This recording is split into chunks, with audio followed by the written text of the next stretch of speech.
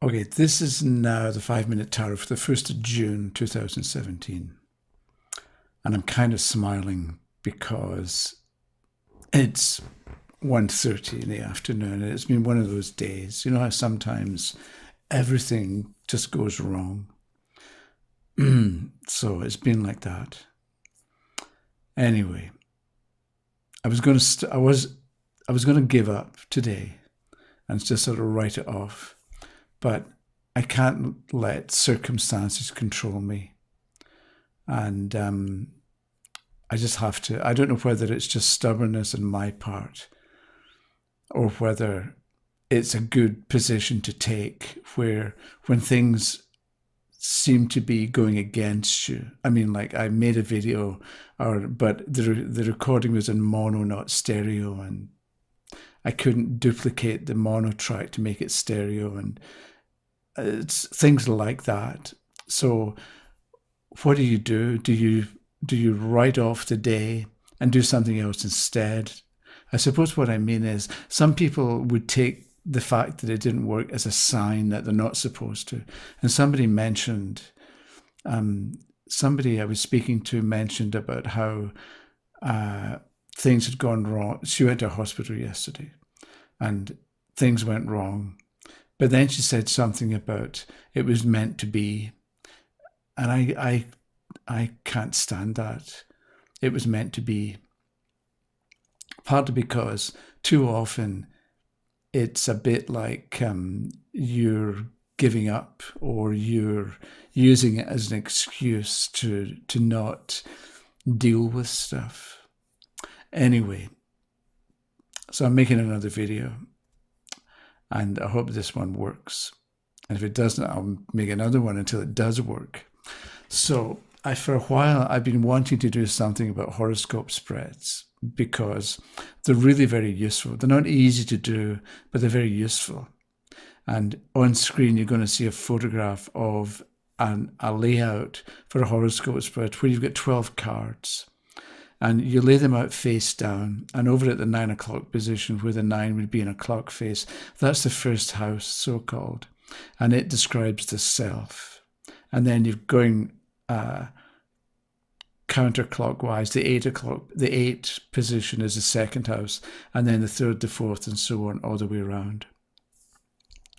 And what you get is they say that there's no question that a horoscope will not answer, and this is partly because you've got different areas of life have a house that goes with them. So if you want to know about you, you look to the 1st house. If you want to know about your children, you look to the 5th house. If you want to know about partnerships, you look to the 7th. If you want to know about business or career, you look to the 10th, and so on. So you've got different, depending what the person wants to know about, you would pick a particular card and you would interpret that particular card from the point of view of the question it was asked about. So let's say somebody says, okay, tell me about me, and you turn and you get the first card and it's the Tower. So you talk to them about, for instance, things going wrong, or maybe you talk about the lightning flash, how sometimes when there's a lightning storm, you don't know where it's going to hit, and you don't know if there's even going to be lightning. So the lightning in the Tower card can indicate the fact that some things you just can't control. If something's going to break, it's going to break. And sometimes you can know it's going to break and you can prop it up or reinforce it. But then sometimes there's nothing you can do. It's just going to break. And then you have to deal with a broken whatever it happens to be. So maybe you talk about that relating to a person. Not that the person's going to break, but that you can't always control what happens to you. So you maybe let it happen and come back stronger, or you figure out how you maybe contributed to it going wrong in the first place and don't do that again. Again, it depends on what you would get from that first card. So maybe the person then wants to know about partnerships. So you look to the 7th house and turn the card there and talk about what it would show about partnerships. But the interesting thing about, or one of the most intriguing things about a horoscope spread is that you can read the card, the house, from any starting point. So the first house represents you, and the second house represents your values, so it shows what you care about, and the third house shows how you communicate. But if you start with the seventh house, showing the marriage partner, then the eighth